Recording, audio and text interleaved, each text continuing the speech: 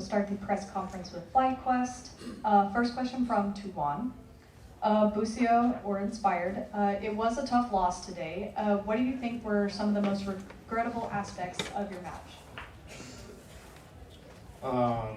For me, it's like some individual things, like in the Calista game, like the way we were trading, we lost too much HP because I messed up mechanically.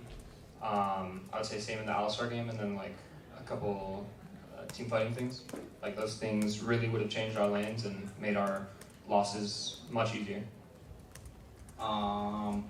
For me, I think I'm still really sad about game 3 because I think I should have maybe prioritized more playing for denying Vibe the farm early game, and after the successful map split I decided to just get top lead and pull the Mesa behind, but I think I didn't really do that much at the end of the game, and Vibe still got level 6 pretty fast and it was kind of hard to play.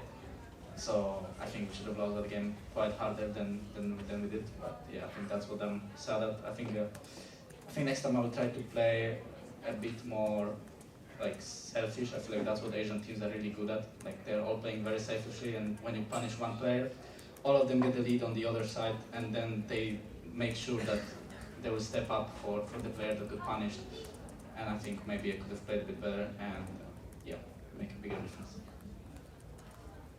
Inspired question from Namin. You had an incredible individual performance today, especially in Game 1, with Sejuani outplays and near game-saving puppy ults in Game 3. You've mentioned that it's hard to improve past this point, whether you're individually contesting international class junglers while in A. Do you think any domestic LTA North jungler is capable of pushing you further to further improvement? Yeah, I think so. I think it's a team game at the end of the day. It doesn't really matter like which jungler you face. I think the teams just are not that strong like mechanically in an A, so it seems like no matter what decision you make, you might just outplay them and come out on top. But I don't think that the junglers in the league are like way worse than Asian players. I think, as I said, I think Asian players are just harder to beat because the junglers always get ahead of you if you try to help your team too much. And they just always punish you for making plays, while in an A sometimes you can afford to help your team more, or you can afford to make mistakes and not fall behind, while it's not possible here. But yeah, even when I'm playing in an A, I sometimes notice my mistakes, what I'm doing, but it's just sometimes harder because they're not really punished that well. Question from FD News. During Game 3, how were the team comms after that heartbreaking throw in Bielchi's face? I mean, we're just saying, oh, unlucky, maybe we should have just focused on fighting them instead of trying to end, or we could have just recalled because we were already better in the game and we had that cap on Rise and Infinity Air on Senna, so if we just recalled, we probably would have won the game. Yeah, we felt confident that we can end there, because we had Rise ult to the minions, and then we had Gangplank ult to maybe ult the fountain so that Ambessa and the other guy that was dead can't really come in too fast.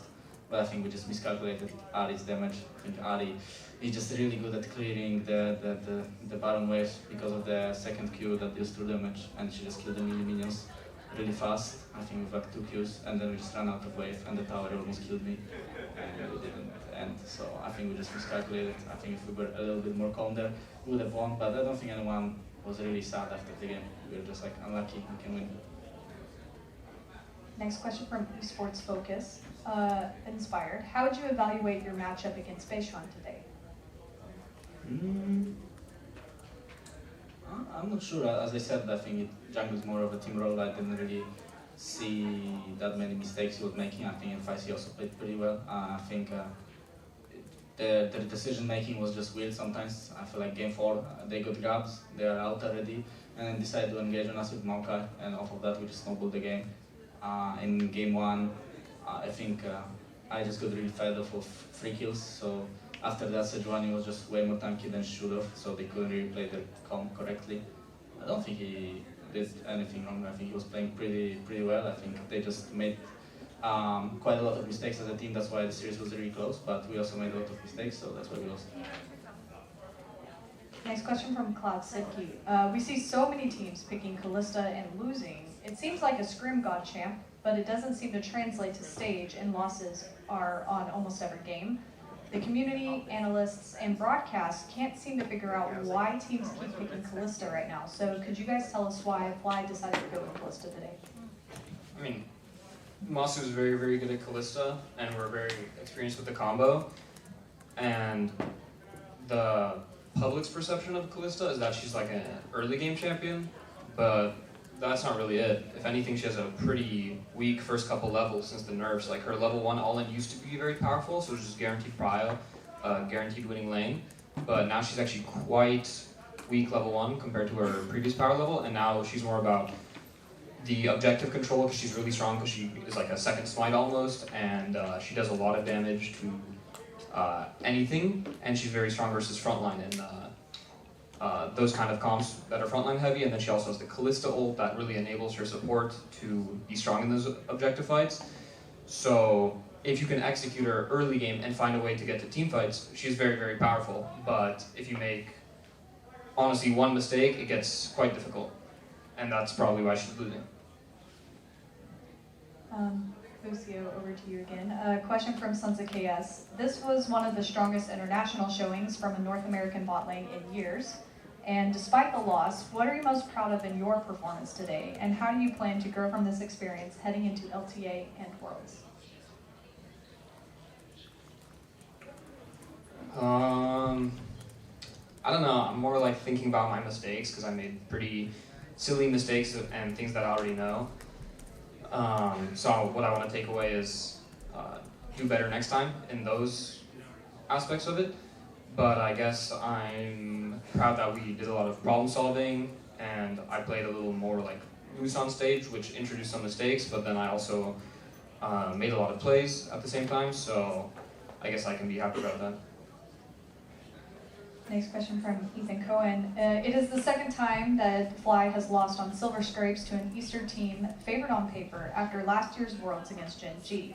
Did you feel the same pressure today in the 5th game as you felt back then? And do you think the pressure of being the West's last hope, that so many were counting on you, played a role in those setbacks? I don't think so. I don't think we really felt pressured by that we're the last hope. I think against Gen G at Worlds, I think they did a really good team comp in Game 5 on the Smolder, and I think this time it was really smart by them to first pick our Galio, and they knew that we are not gonna take Rumble if they take Galio, and then they just picked Rumble 2-3, and I think Bin is really good on Rumble, and yeah, we just didn't predict them first picking Galio, and we just ran out of the answers into him, even though he was blind picked first pick, and we ended up playing Zillion, which we never really played, and yeah, I think we just got kind of outdrafted there. I think it was a really smart draft by them, and well played to their coach and them. And final question from Namin. This loss feels especially tough for NA fans, with one loss to Kalista, one loss to the last second throw, and then a final loss in that Game 5. It feels different in many ways from the Game 5 loss to Gen G last year. Does that feeling of regret, depressing loss, is that resonating with you guys, and can you talk about it? I don't know, I think Game 5 was lost because of the draft. I think we were doing fine, but mid lane had really hard lane, top lane had a really hard lane, bot lane also had really hard lane in the early phase, and he had Nocturne, which is really strong at dueling the enemy jungler in early game, so it felt really hard to make anything happen, and on top of that, after 6 they had global ult, so when you have global ult as a champion and you push your lane, then you give very little counterplay to enemy team, so it didn't really feel that, I don't know, it's hard to feel that sad after losing. I feel like we couldn't really do much, so yeah, it's way more sad that we lost like Game 2 and Game 3, because I think those games we had actually pretty good drafts, and I think we just made mistakes, and yeah, I'm really sad about Game 2 and 3. I feel like those games I could have done more. Any final words from either of you? Thank you for watching, and hopefully see you at Worlds. Thank you to the fans, yeah. All right, that concludes the press conference with FlyQuest. Thank you.